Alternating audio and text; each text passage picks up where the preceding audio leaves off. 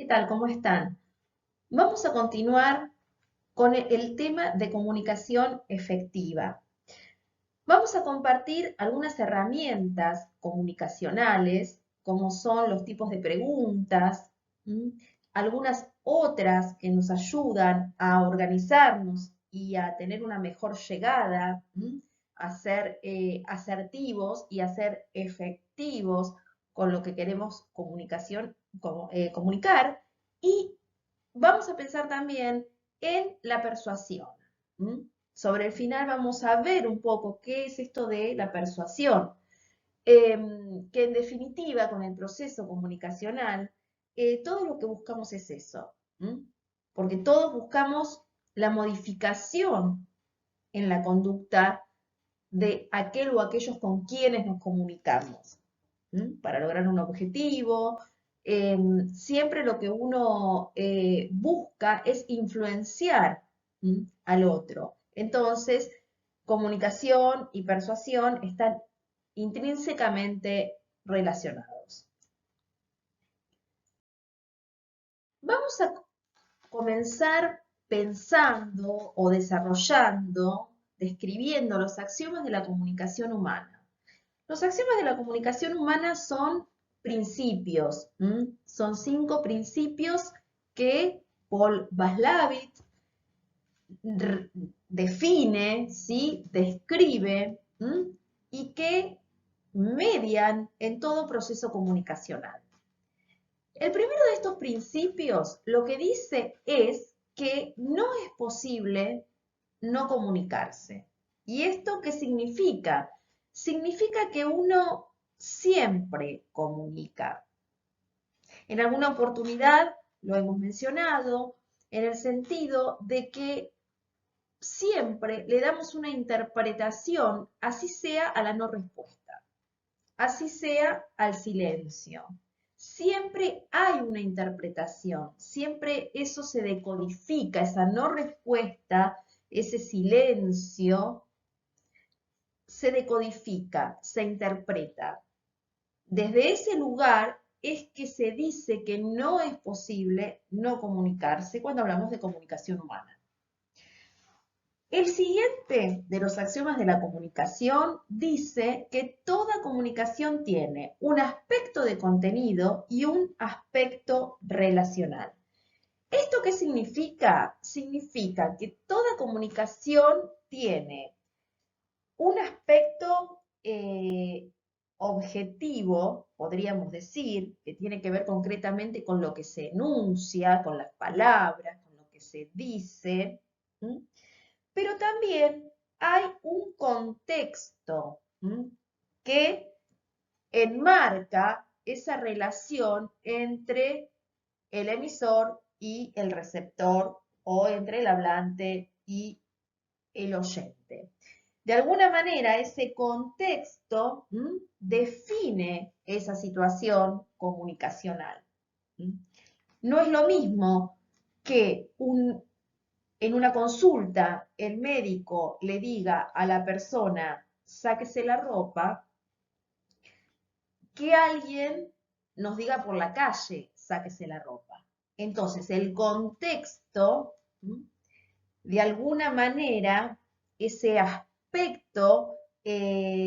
relacional clasifica, define ese contenido. Hay combinaciones posibles en esto, ¿no? Puede haber acuerdo en el contenido y acuerdo en la relación, es decir, cuando se pide algo, se solicita algo y se accede a eso, ahí estamos hablando de que hay acuerdo en ambas cosas, hay acuerdo en el contenido y hay acuerdo en la relación. Pero puede surgir otras variantes. Podemos pensar que puede haber desacuerdo en el contenido y desacuerdo en la relación, es decir, no voy a hacerlo, ni me interesa lo que usted piense al respecto. Entonces ahí estaríamos en esta situación de desacuerdo en el contenido y desacuerdo en la relación. Puede haber una situación donde haya acuerdo en el contenido y desacuerdo en la relación. ¿Mm? Es decir, lo hago, ¿sí? La frase que representa esto es, lo hago pero no porque usted me lo pida. ¿Mm? Entonces hay un acuerdo en el contenido, ¿sí? Estoy de acuerdo con eso, lo hago, pero no en la relación. ¿Mm? Y puede haber desacuerdo en el contenido y acuerdo en la relación. Es decir, no puedo hacerlo, pero veamos cómo lo solucionamos. ¿Mm? Entonces acá estaríamos en esta situación o en esta combinación posible, que es que hay desacuerdo en el contenido, no puedo hacerlo, no puedo responder a su pedido, pero veamos de qué manera podemos solucionarlo, porque hay un acuerdo en la relación. Bueno, estos son eh, principios que rigen la comunicación, es decir, que están presentes en toda comunicación humana, que de alguna manera eh, intervienen, ¿no? Y tiñen la relación comunicacional que tenemos con otro. El tercer axioma de la comunicación humana dice, la naturaleza de una relación depende de la puntuación de las secuencias de comunicación entre los comunicantes. Bueno, ¿esto qué quiere decir?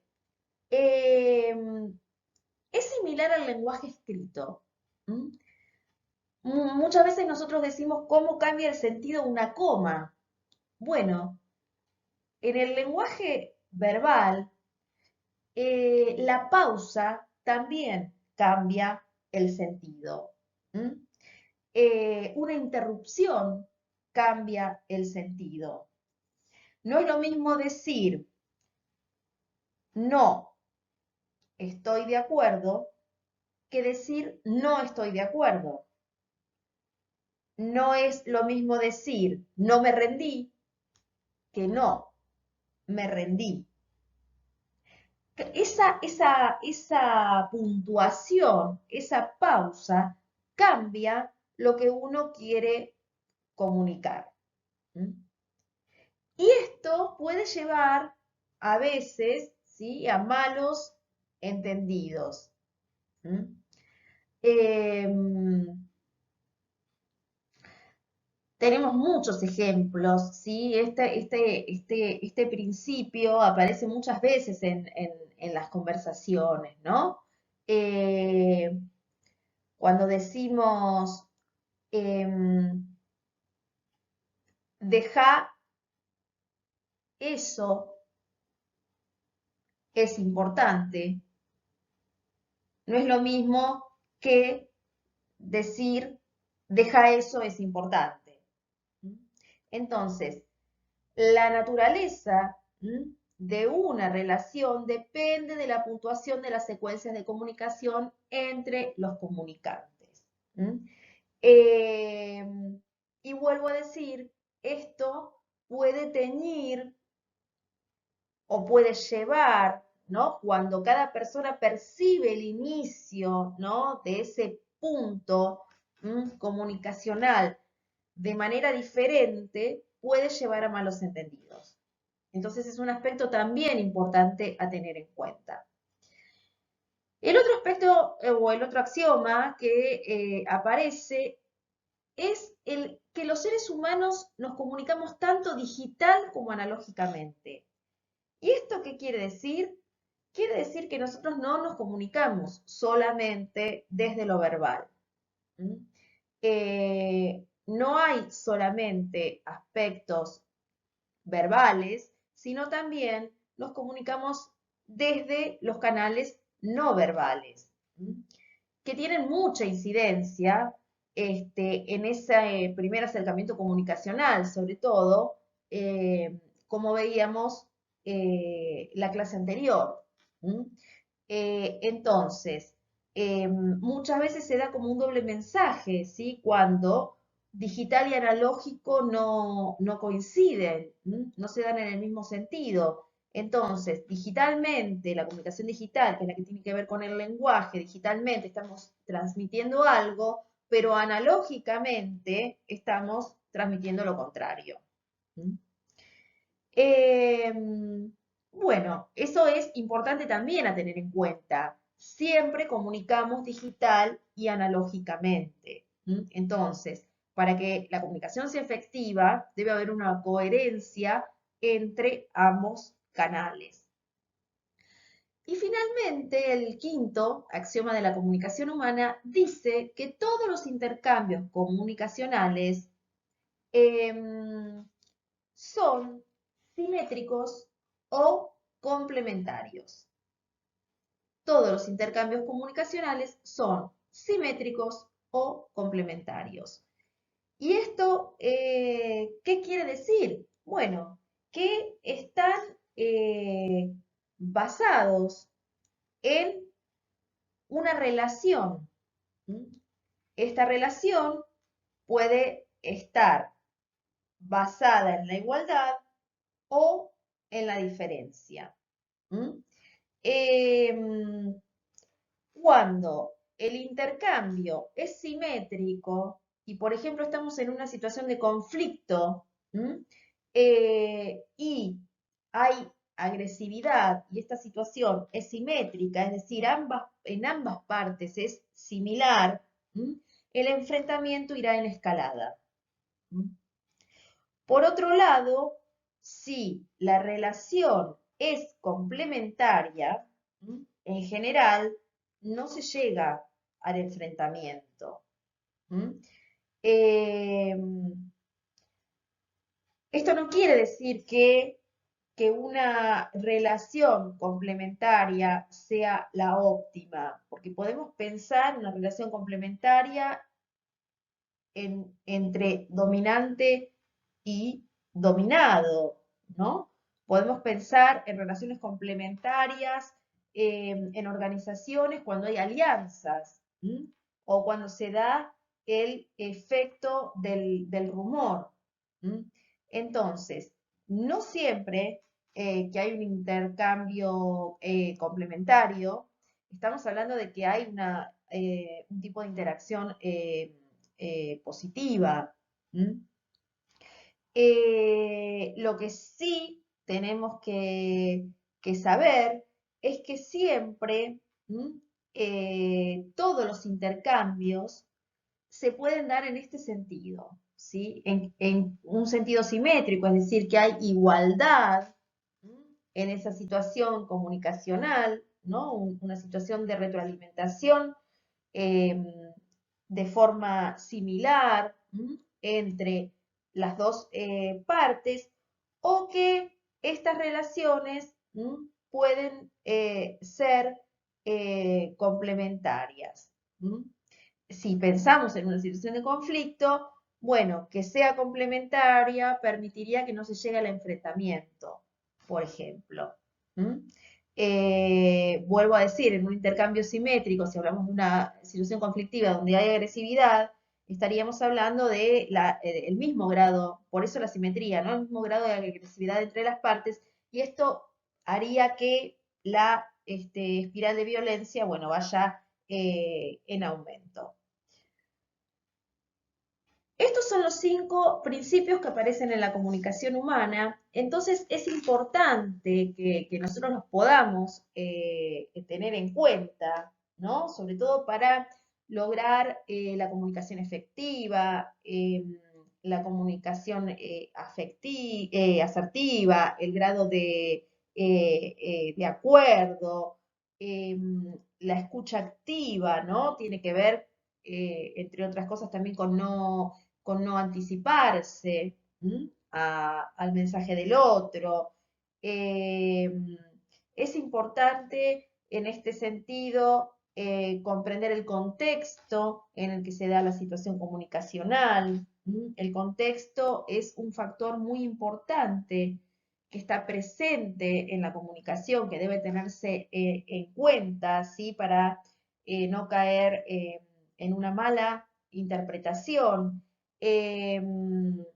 Facilitar el relato, a sentir, invitar de alguna manera a que la otra parte, que en ese momento es la emisora, continúe, clarificar la situación. Para ello vamos a ver ahora algunas técnicas, pero bueno, pedir ejemplos. Em, Otorgar silencios que sean funcionales a esa comunicación. Em, Demostrar empatía con la otra parte. Todo esto favorece el discurso, y lo que acrecienta es la capacidad de comprensión.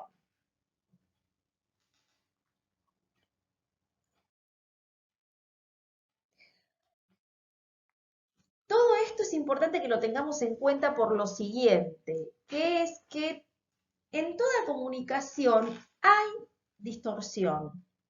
Hay distorsión porque aparece todo esto, ¿no? Aparece lo que se quiere decir, lo que realmente se dice, lo que se oye, lo que se escucha, lo que se entiende, lo que se retiene y lo que se repite o se transmite, podríamos decir, ¿no? Entonces, en toda esta secuencia de aquello que se enunció en un primer momento a lo que realmente se comprendió y se transmite a otros, hay un porcentaje mucho menor.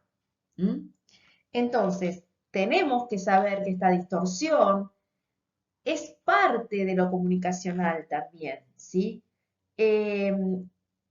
La distorsión está presente en los procesos comunicacionales, con las herramientas como son los tipos de pregunta, y con otras herramientas comunicacionales, sí, que facilitan, que son técnicas que facilitan la comunicación. Lo que tratamos es de minimizar esta distorsión comunicacional.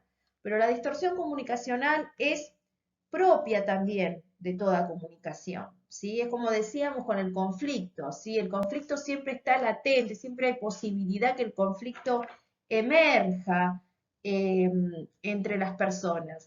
Bueno, la distorsión está también presente en lo comunicacional. Entonces uno también debe trabajar, no porque esta distorsión no esté, sino por bajar su nivel. Porque es inherente también su presencia a la comunicación humana. Bueno, vamos a centrarnos entonces en los tipos de preguntas que podemos utilizar. Los tipos de preguntas que uno puede utilizar sirven para muchas cosas o en diferentes situaciones, podríamos decir, o en diferentes contextos, ¿sí? Nosotros constantemente nos estamos comunicando, no solamente en el ámbito laboral, sino en nuestra vida en general. La comunicación tiñe, ¿sí?, la vida del ser humano, es un eje fundamental en la vida del ser humano. Las preguntas permiten una comprensión más efectiva. Son muy importantes también, son herramientas también a utilizar en la resolución alternativa de conflictos. Por eso la comunicación viene muy ligada a dicho tema. Ahora bien, vamos a ver algunos tipos de preguntas que podemos emplear, podemos utilizar. Dentro de estas preguntas tenemos las preguntas directas. Una pregunta directa, que es cuando yo pregunto directamente, y cuando voy al grano, podríamos decirlo de otra manera, ¿no? Cuando yo le pregunto a alguien directamente, por ejemplo, ¿cuál es tu sueldo? ¿Cuánto ganas? Entonces ahí yo estoy preguntando concretamente, directamente. yo puedo preguntar de manera, utilizar, digamos, una pregunta de manera indirecta, ¿no? Para obtener de alguna manera la misma información. Lo que tiene la pregunta directa o el obstáculo que puede generar una pregunta directa, preguntar directamente, es que la pregunta directa puede, dependiendo del contexto, puede resultar violenta, puede suscitar incomodidad en el receptor, puede generar desconfianza. Entonces, muchas veces lo que uno puede llegar a querer recabar es más adecuado que lo haga a través de una pregunta indirecta. Entonces, eh, si nosotros queremos saber cuál es la situación económica de una persona, tenemos la posibilidad de preguntarle directamente cuál es su ingreso mensual, pero también podemos preguntárselo de manera indirecta.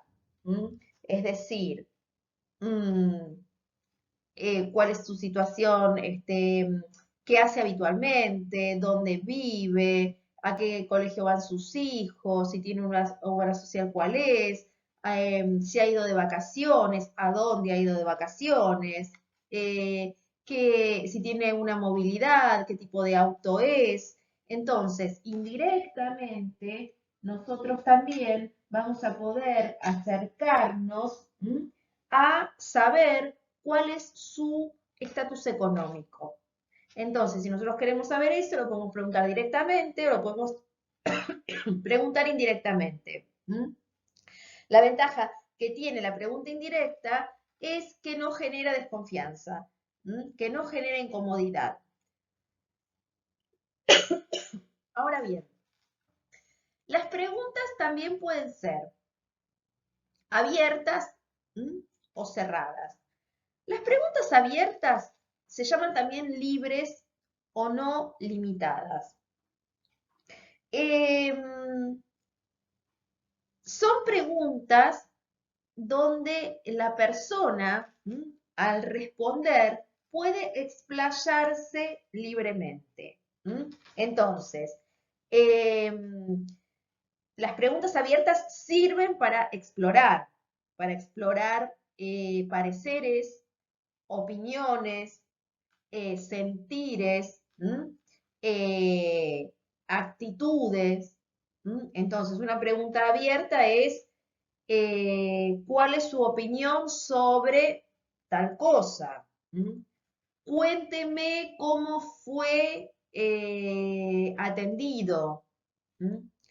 Eh, ¿Qué piensa del rol que desempeña dentro de la organización? Entonces, ahí estamos enunciando preguntas que son abiertas, libres o no limitadas. No estamos direccionando de ninguna manera la respuesta del receptor. Y el receptor puede dar una respuesta breve, concisa, acotada, o puede dar una respuesta extensa y explayarse. Por el contrario, tenemos las respuestas cerradas. Las respuestas cerradas son también denominadas o llamadas dicotómicas, limitadas o de alternativas fijas. ¿Por qué? Porque en general solo pueden ser contestadas por sí, no o no sé. Eh, la, la- la respuesta cerrada es adecuada, por ejemplo, para cuando uno quiere que la persona preste conformidad.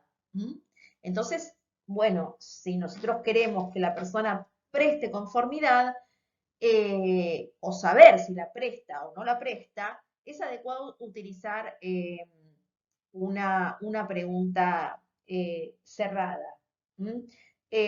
Para confirmar un pedido, para confirmar si la persona está de acuerdo, para clarificar algo, la pregunta cerrada es adecuada. Acá tenemos situaciones donde se combinan, ¿no? La pregunta directa coincide con ser, digamos, una pregunta cerrada, ¿sí? Cerradas y directas eh, son características, sí, que puede tener una misma pregunta, ¿no? Hay una posibilidad de respuesta, ¿no? En ese ejemplo que dimos de preguntarle a alguien cuál es su ingreso mensual, ¿no? Hay una única posibilidad de respuesta, entonces es una pregunta directa y cerrada. Las indirectas son abiertas, ¿sí? Después tenemos las preguntas de elección múltiple. ¿Cuáles son las preguntas de elección múltiple? Y aquellas donde le damos posibilidad de elegir entre varias opciones a la persona. Uno le da ítems a elegir y la persona elige entre esas opciones, entre esos ítems.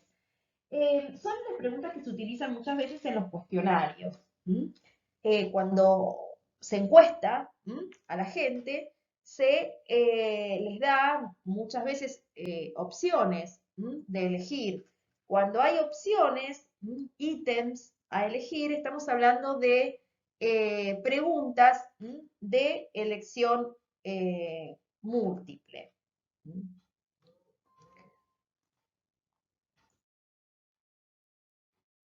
¿Qué otro tipo de preguntas ¿sí? podemos utilizar? Bueno, preguntas de tipo aclaratorio.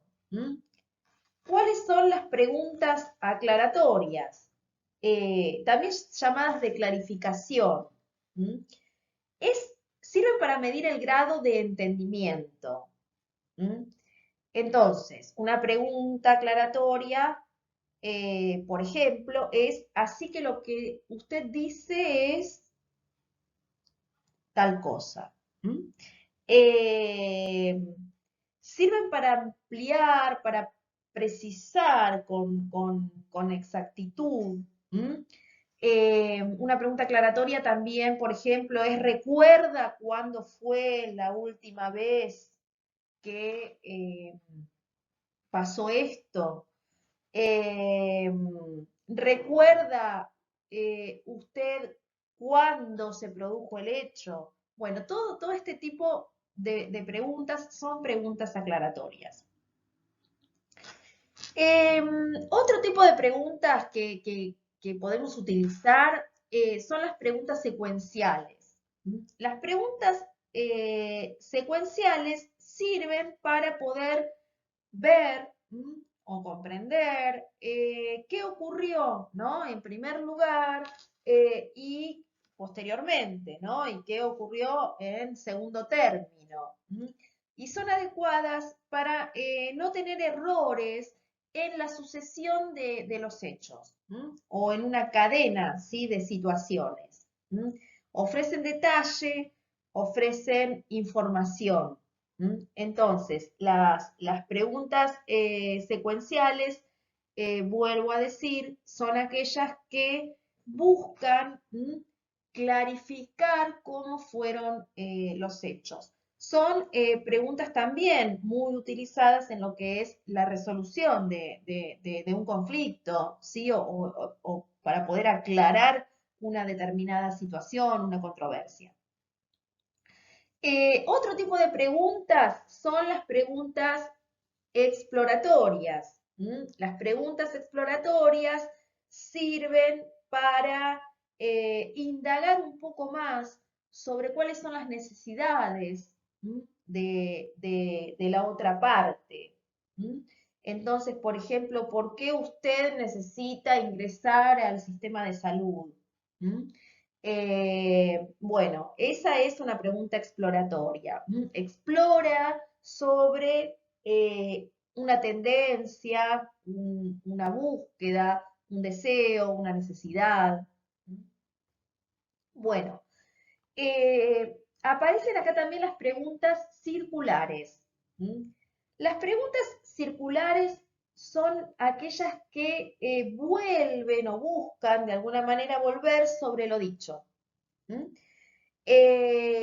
Entonces, una pregunta circular, por ejemplo, es ¿qué puntos usted encuentra en común en lo que hablamos hasta ahora?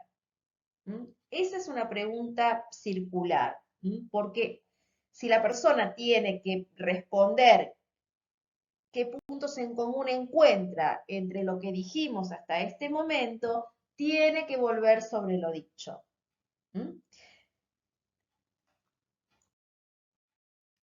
Preguntas en zigzag. Estas preguntas sirven para dar participación a, a la otra parte. Este es un tipo de pregunta que utiliza muchas veces el mediador en una situación de conflicto, para dar participación a cada parte. Entonces, por ejemplo, una pregunta en zigzag es ¿cómo se siente usted con lo que él dijo? ¿Cómo se siente usted con lo que la otra parte expuso? ¿Mm? Es decir, se busca indagar sobre lo expresado por la otra parte en una situación donde hay una controversia, un conflicto, un planteo, una propuesta. La pregunta, ¿usted está de acuerdo con lo que él plantea? Es una pregunta también en zigzag. Preguntas para despertar la duda. Estas preguntas para despertar la duda desestructuran las respuestas terminantes y cerradas. Ese es el objetivo que tienen. Buscan desestructurar las respuestas tajantes, las respuestas terminantes y cerradas. Entonces, cuando alguien dice sí, no, son preguntas, respuestas determinantes, cerradas. ¿Cómo hace uno para despertar la duda ante esa respuesta tajante? Bueno, con la pregunta siempre, nunca, todos, ninguno, ¿está seguro?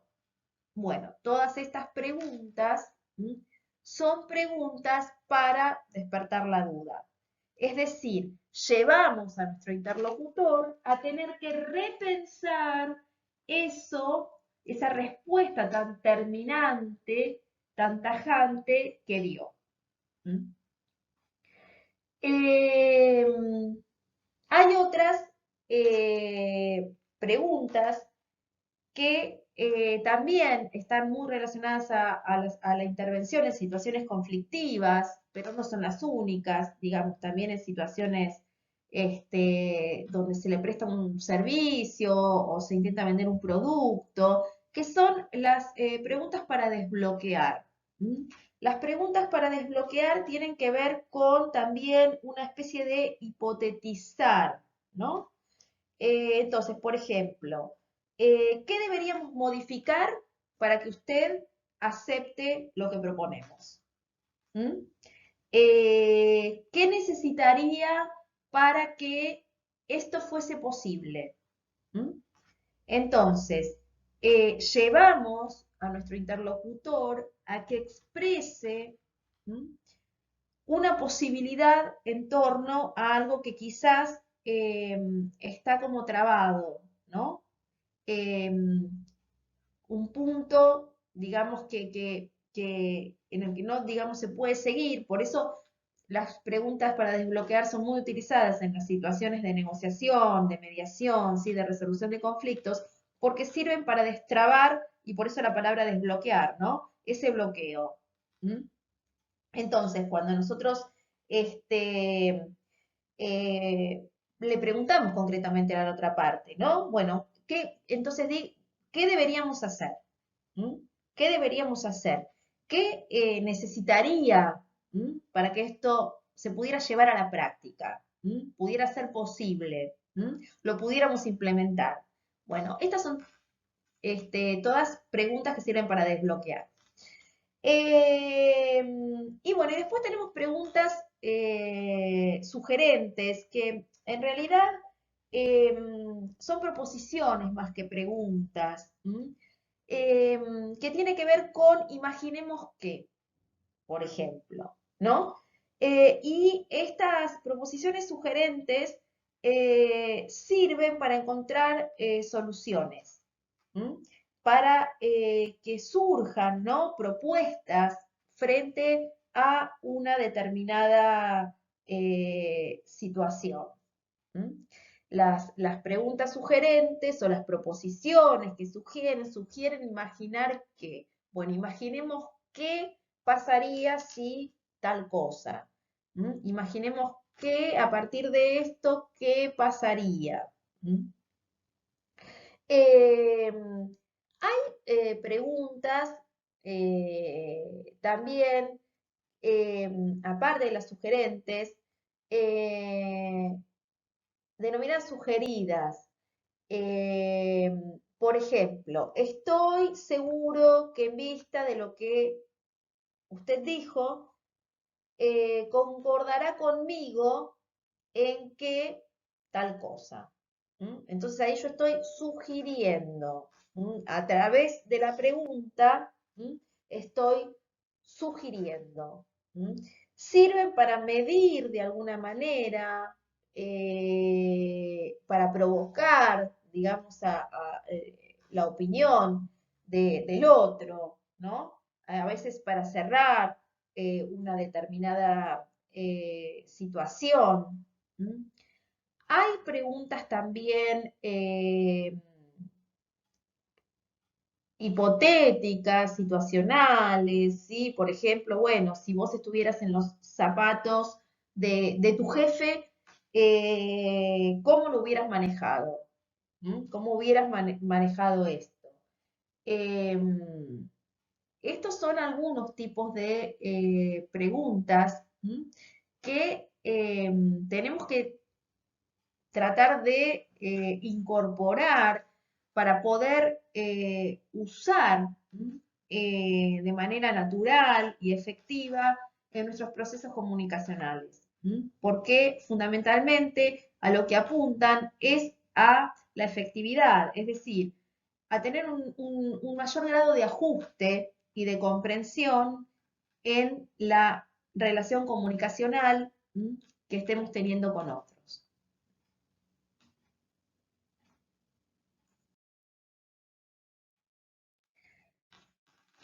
Hasta acá vimos tipos de preguntas. Vamos a ver ahora algunas técnicas para facilitar la comunicación.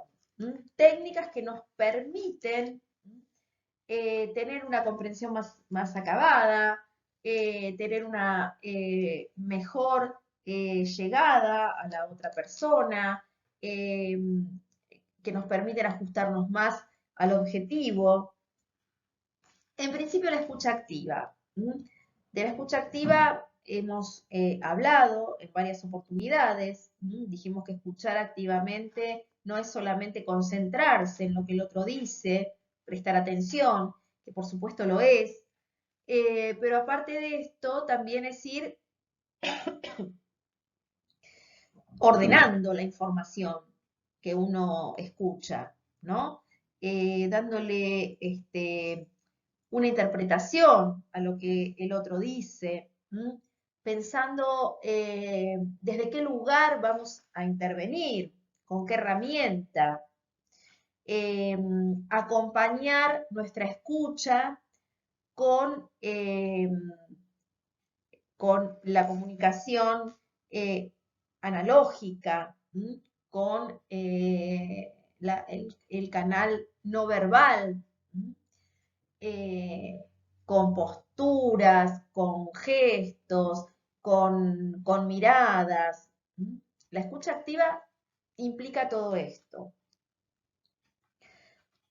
Otra técnica para facilitar la comunicación es el parafraseo. El parafraseo es una herramienta que también es muy importante a utilizar en situaciones de conflicto.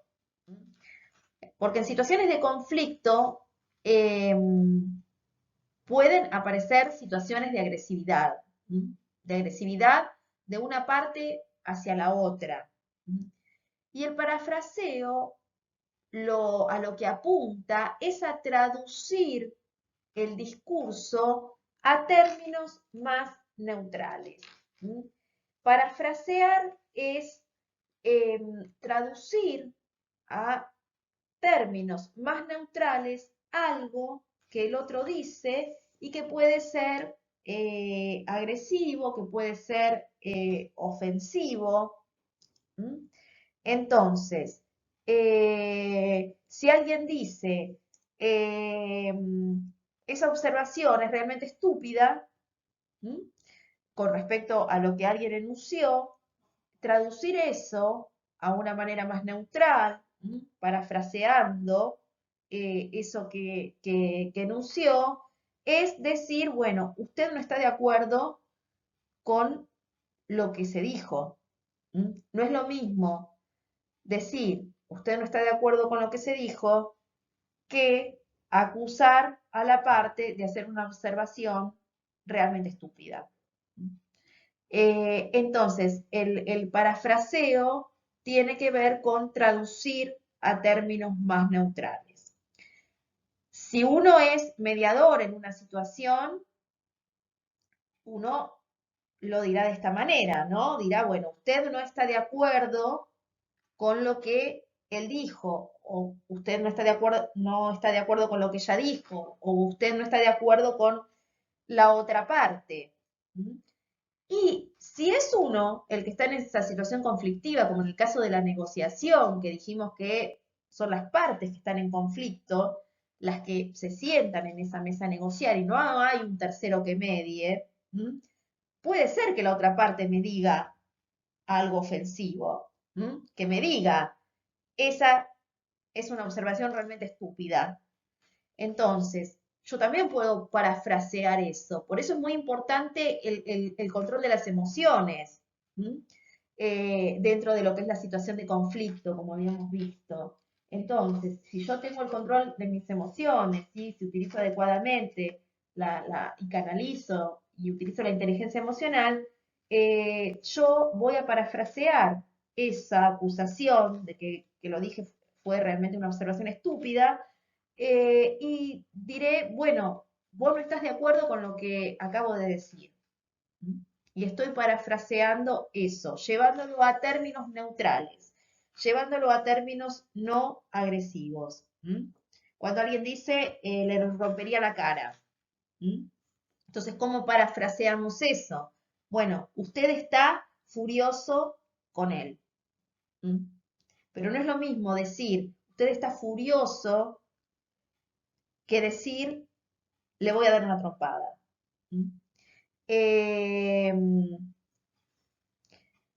Cuando se dice, por ejemplo, se le acusa a alguien de que es un inútil. Es un inútil. Eso es chocante, es agresivo, es ofensivo. Bueno, ¿cómo traduciríamos es un inútil? Esa frase, ¿cómo parafrasearíamos ese enunciado? Bueno, una manera sería diciendo, usted no está de acuerdo en cómo lleva a cabo las cosas, en cómo se desempeña, en cómo aborda las tareas. No es lo mismo decir, usted no está de acuerdo en cómo Juan Pérez desarrolla las tareas que decir Juan Pérez es un inútil. Entonces, el parafraseo es muy importante porque si nos quedamos en enunciaciones agresivas, violentas, eso va a obturar la posibilidad de continuar la comunicación. porque en general, si no modificamos eso, se produce la espiral, ¿sí? La escalada de violencia. Entonces la comunicación va a llegar a un punto en que se va a romper, va a haber una ruptura en el proceso comunicacional. Por eso es importante utilizar el parafraseo y llevar el proceso comunicacional a términos que sean menos agresivos, más neutros, para que pueda seguir el desarrollo del proceso. Otra herramienta comunicacional es el resumen o síntesis. Es organizar la información para hacer una devolución, ¿sí? Resumir, sintetizar, tiene que ver con organizar en lo que se dijo hasta el momento para transmitirlo, para hacer una devolución. Esto lo puede ser utilizado ante una situación de conflicto. Hacemos, bueno, hasta este punto, a ver, resumamos. Llegamos a tales acuerdos, queda todavía ver esto otro. El resumen o síntesis tiene que estar también presente en las reuniones, ¿sí?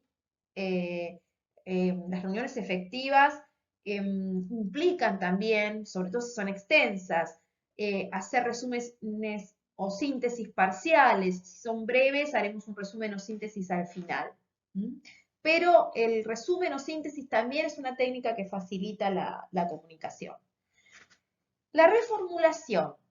¿Qué es reformular? Bueno, redefinir algo, ¿no? Redefinir un problema desde otro punto de vista, desde otro marco teórico.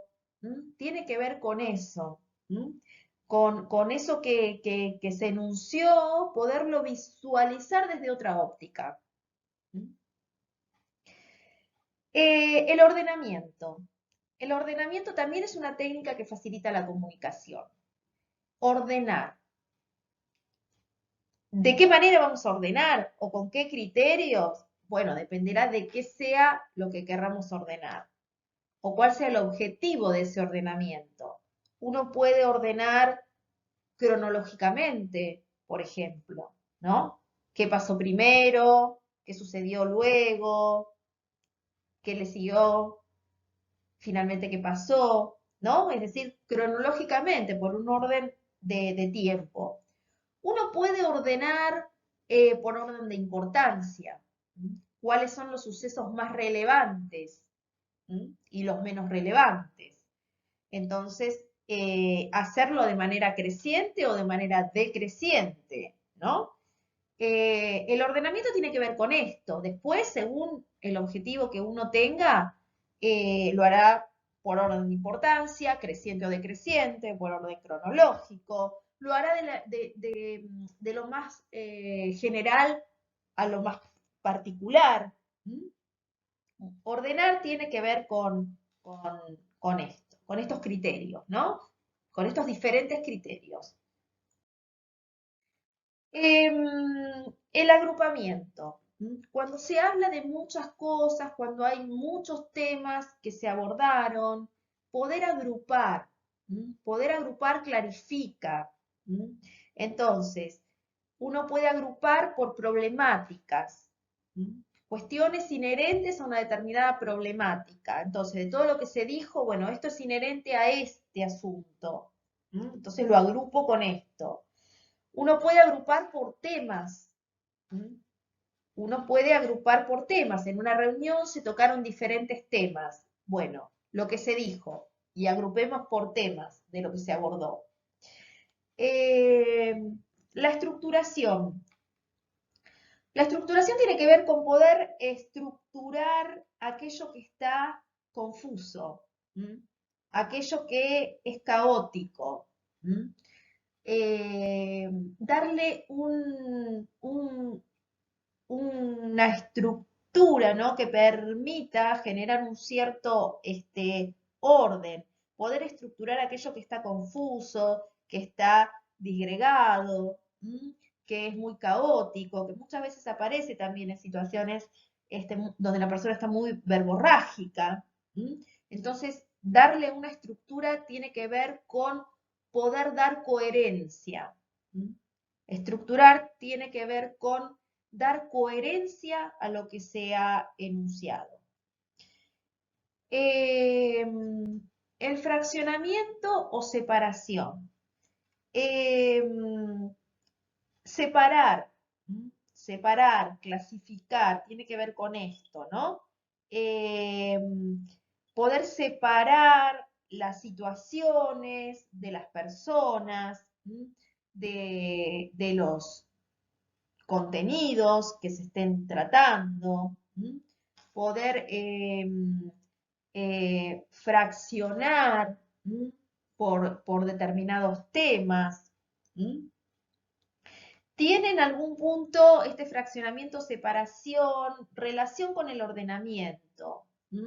Lo que pasa es que en el ordenamiento, como la palabra lo dice, ¿sí? Este orden hay un criterio que lo rige. Ya sea cronológico, como decíamos, ya sea un orden de importancia, ya sea que vamos de lo más general a lo más particular. En cambio, en la separación es como para clarificar, separar las personas de los hechos, ¿no? De las situaciones, separar los temas. Y bueno, y otra de las técnicas que facilita la comunicación es la generalización. Generalizar tiene que ver con unir, con encontrar puntos en común. Bueno, entonces, de lo que tratamos fue, y ahí estamos generalizando. Bueno, entonces, eh, lo que acordamos, a lo que se llegó después de todo este desarrollo, es lo siguiente. Tiene que ver con poder encontrar puntos en común, con poder unir todo eso que se fue desarrollando, que se fue diciendo. Bien, hasta aquí vimos tipos de preguntas, vimos técnicas para facilitar la comunicación y ahora vamos a ver este último punto que tiene que ver con un fenómeno, como decíamos en un comienzo, que es el de la persuasión. Un fenómeno, les decía yo, que está muy ligado a lo comunicacional, eh, porque no se puede persuadir sin comunicación. ¿Por qué? Porque el objetivo que tiene la persuasión es influir sobre las conductas de los demás. Influir sobre las conductas de los otros. Y si no hay comunicación, no podemos lograr la influencia sobre los otros. Entonces, la persuasión implica comunicación. ¿Cómo definimos a la persuasión? Y bueno, la definimos como un proceso. ¿Por qué? Porque también tiene varios elementos y tiene varias instancias, ¿sí? Varias fases, como todo proceso. Y es el proceso por el cual lo que se busca, el objetivo que busca este proceso, es la influencia sobre la conducta de los demás, sobre la conducta de los otros. Persuadir es eso, es influir. Ahora, este proceso de persuasión, este proceso de influencia, puede ser un proceso manifiesto. ¿Y cuándo es manifiesto? Cuando el auditorio, cuando el otro concretamente, ¿sí? Sabe que se lo está intentando convencer. Eh, Cuando nosotros nos exponemos a un discurso político, sabemos que nos están queriendo persuadir. Estamos en un proceso de persuasión consciente. Cuando el vendedor nos viene a ofrecer algo y nos habla de las ventajas de comprar ese producto o ese servicio, estamos frente a un proceso de persuasión manifiesto, cuando uno es consciente. Ahora también podemos estar frente a situaciones de persuasión cuando este proceso es encubierto. Está encubierto, entonces nosotros no estamos conscientes de que nos está queriendo persuadir. Y también lo podemos pensar en el término de lo inmediato o de lo mediato. Es decir, podemos pensar procesos de persuasión que son inmediatos, es decir, que se busca influir rápidamente sobre la conducta del otro, que la respuesta, digamos, a esta persuasión sea rápida. En general es cuando el objetivo, ¿sí?, que se busca es algo sencillo, ¿no? Y cuando se desea un resultado pronto, con prontitud. Entonces acá la persuasión, a lo que se apela en estos casos, en los procesos de persuasión inmediata, es a la recompensa. Uno se comporta de determinada manera, obtiene tal beneficio. Entonces la persuasión está ligada también a la recompensa en este caso, ¿no? Cuando se busca que sea inmediata. Pero la persuasión, el proceso persuasivo puede ser mediato, es decir, tener un resultado a futuro. Cuando se busca un resultado a futuro, lo más adecuado es apelar no a una recompensa, sino al tono emocional y emotivo. Es lo que se utiliza cuando se trata de concientizar. Concientizar es persuadir, es persuadir de modificar determinados comportamientos, por ejemplo, con el cuidado del medio ambiente. Entonces, ahí estamos hablando de un proceso de persuasión mediato. Por eso, el resultado se va a ver en un futuro. Por eso se apela a un tono racional y emotivo, ¿sí? Por eso se habla de las generaciones futuras, de nuestros descendientes, de nuestros hijos, de un mundo mejor. Apela a un tono racional, es decir, desde la razón, se explica, se dan razones, se explica por qué, se fundamenta, pero también ligado al sentimiento, a las emociones. Entonces, cuando nosotros queremos lograr una persuasión inmediata, tenemos que apelar a la recompensa. Eso es más efectivo. Y cuando vamos a lo mediato, a lo que es a futuro, a un cambio conductual, ¿sí? Que va a llevar más tiempo, ¿sí? Es importante apelar a lo racional, es decir, a las razones de por qué y a la implicancia que eso tiene con nuestro aspecto sentimental, emocional, afectivo. Ahora bien, ¿cuáles son los componentes básicos del proceso de persuasión? Y ligado a estos componentes, ¿qué factores inciden en la credibilidad? Es lo siguiente que vamos a ver. Es un proceso, por lo tanto, hay elementos que integran este proceso y según cómo sean las características de estos elementos, esto va a tener una mayor o menor incidencia en la credibilidad. Ahora bien, ¿es un proceso? Dijimos, intrínsecamente ligado a la comunicación. Por lo tanto, los elementos que forman parte del proceso de persuasión son los mismos elementos que están presentes en el proceso comunicacional. Un emisor, un mensaje y un receptor. Vamos a tomar cada uno de estos y describir las características, ¿sí?, más adecuadas, más relacionadas, digamos, que pueden dar mayor credibilidad o no, según sean estas características. Bueno, el emisor. ¿Cuándo es más efectivo? Y cuando es experto, cuando tiene experiencia, cuando tiene conocimiento en lo que transmite. Un emisor experto en el tema sobre el cual quiere persuadir a la otra parte, a la otra persona, a un auditorio, a la sociedad,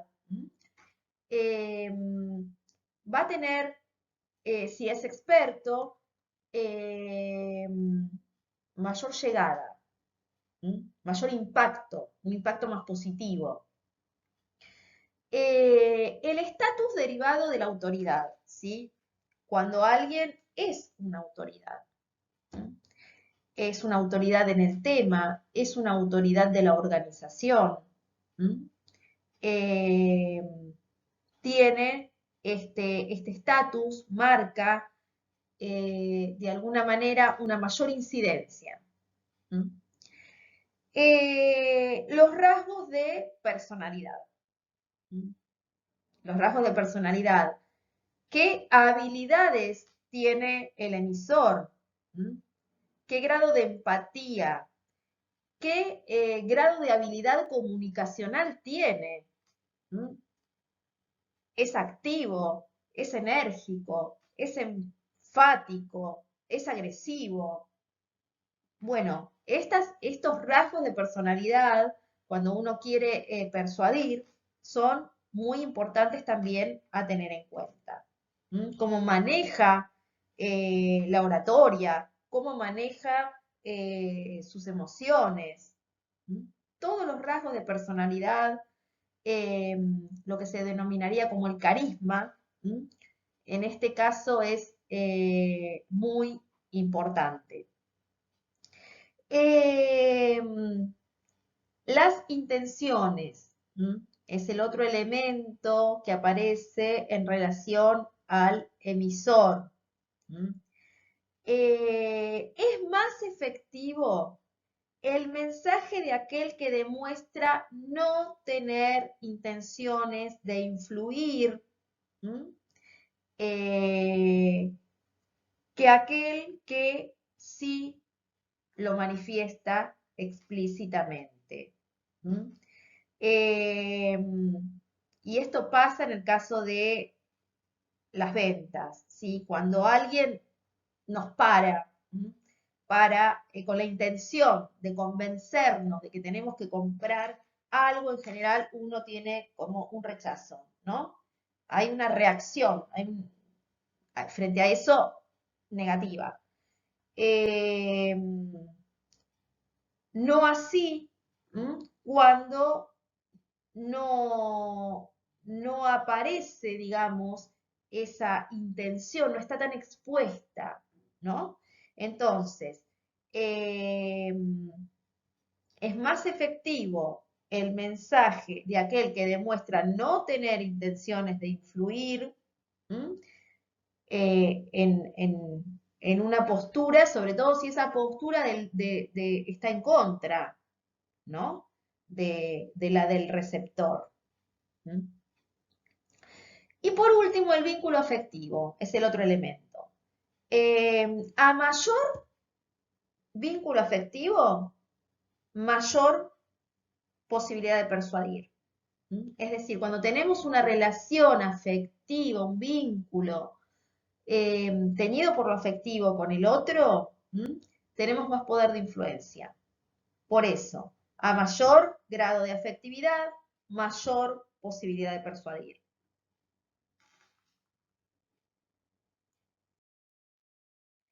Segundo elemento del proceso de persuasión, el mensaje. El mensaje es el segundo elemento a tener en cuenta. Dentro de lo que es el mensaje, ¿qué vamos a tener en cuenta? Bueno, el nivel de información que tenga el público y el grado de adhesión que tenga con el tema sobre el cual nosotros queremos persuadir. Esto lo tenemos que conocer. Es importante, por lo tanto, tener información de las características del público al cual queremos influir.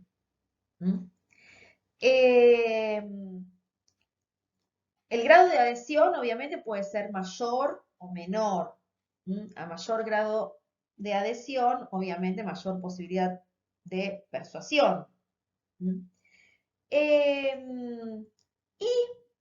el nivel de información que el público tenga con respecto al tema sobre el cual nosotros queremos enviar el mensaje, ¿sí? El persuadir concretamente, es importante también tenerlo en cuenta.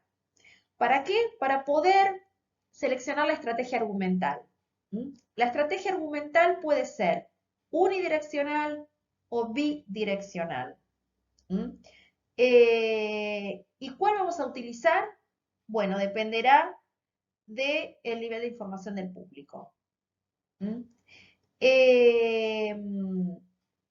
Si el nivel de información del público es alto, es decir, el público sobre el que vamos a tratar de influir, al que le vamos a tratar de transmitir algo para que modifique sus conductas, tiene mucha información, su nivel de información es alto, el mensaje tiene que ser bidireccional. Tiene que ser bidireccional. Cuando el público conoce otras argumentaciones. Entonces, tenemos que, eso que transmitimos, hacerlo también con un grado, ¿sí? Significativo de argumentación y desde lo racional. Y tenemos que hablar en esta estrategia argumental bidireccional de las ventajas y de las desventajas. Tenemos que hablar de lo positivo, tenemos que hablar de la retribución que se va a tener. Tenemos que hablar de los inconvenientes que traería, ¿sí? No hacer esto que nosotros estamos proponiendo. Entonces, siempre que el nivel de información del público sea alto, tenemos que utilizar la estrategia bidireccional. Cuando el conocimiento del público, la información, el nivel de información del público es bajo, cuando el conocimiento es menor, podemos utilizar una estrategia unidireccional. Es decir, presentar, digamos, un solo mensaje. Centrarnos pura y exclusivamente en lo que proponemos. Y nada más, no en otras propuestas diversas que pueda haber sobre la misma temática. Lo otro importante a tener en cuenta en la estrategia argumental es el orden de los componentes. El orden de presentación de dos mensajes diferentes. El orden de los componentes tiene que ver con lo que decíamos en la comunicación. En el primer momento comunicacional, lo verbal es lo que menos se retiene. Lo que el otro más olvida o menos registra. Entonces, lo central nunca lo vamos a decir al principio. Siempre lo vamos a decir promediando. Promediando la charla, promediando la reunión, promediando la instancia comunicacional con la otra persona.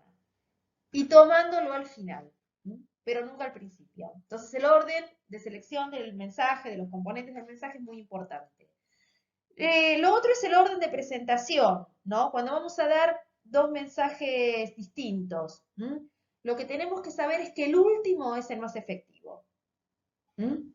El último, si vamos a presentar, a transmitir dos mensajes distintos, lo que tenemos que saber es que el último va a ser el más efectivo, ¿sí? Entonces, el que queremos que tenga más impacto es el que tenemos que decir en segundo término. Y por último, el tono predominante de esta estrategia argumental. ¿Mm? El tono predominante tiene que ver con el carácter emotivo. ¿Mm?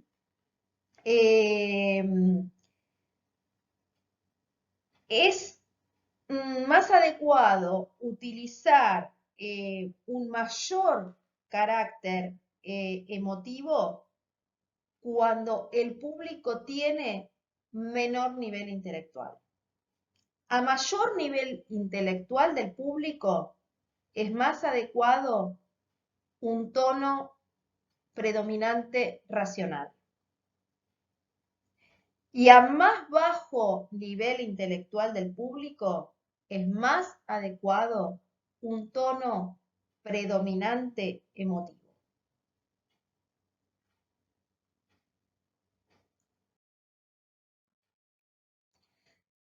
Último elemento a analizar en este proceso de persuasión, características del receptor, que tenemos que tratar de conocer y de tener en cuenta. Como decíamos, el nivel de información, porque entonces vamos a poder, según el nivel de información que el público tenga, seleccionar nuestra estrategia argumental, si va a ser unidireccional o va a ser bidireccional. Por otro lado, la autoestima. Las personas con autoestima baja o con sensación de aislamiento social son más factibles de ser persuadidas. Son más factibles de ser persuadidas y es más adecuado el tono predominante emotivo para persuadir a este tipo de sujeto. Es importante tener en cuenta también la experiencia anterior del receptor, ¿no? Individuos que han sido atacados previamente en sus ideas, tienen menor propensión a ser influidos. La exposición voluntaria marca la predisposición, es decir, si el auditorio se expone voluntariamente, hay mayor predisposición a la escucha, que si son nucleados de manera obligatoria. El compromiso personal también va a marcar si vamos a tener mayor posibilidad o menor posibilidad de persuasión. Los temas con los que la persona está comprometida, obviamente van a ser temas de su interés. Por lo tanto, va a estar más abierta a la escucha y a la posibilidad de ser persuadida mediante el mensaje que nosotros demos. Lo mismo la consonancia. Los mensajes que están de acuerdo con las creencias del auditorio van a tener mayor impacto positivo. Cuando nosotros escuchamos mensajes que están en consonancia con nuestra forma de pensar, con nuestra forma de sentir, con nuestra forma de hacer, nos abrimos más a la escucha, estamos más receptivos. Entonces, la consonancia marca mayor o menor receptividad. La otra característica a tener en cuenta es la utilidad, el grado de utilidad que tenga lo que vamos a transmitir, el grado de utilidad que represente para el receptor, lo que nosotros vamos a transmitir. Obviamente, a mayor grado de utilidad, mayor receptividad. Bueno, y el nivel de información, ¿sí? En general también con el nivel de información, las personas, si hablamos del nivel de información del receptor, en general las personas que manejan mayores niveles de información están más abiertas también a escuchar aquello que no está totalmente de acuerdo con sus creencias. ¿M? Y por el contrario, aquellos que tienen un bajo nivel de información, ¿m? Solo están más receptivas a escuchar aquellas cosas que son consonantes con sus actitudes o consonantes con sus creencias. ¿M? Entonces, a más bajo nivel de información, eh, más relación con aquello que está acorde a sus actitudes o creencias.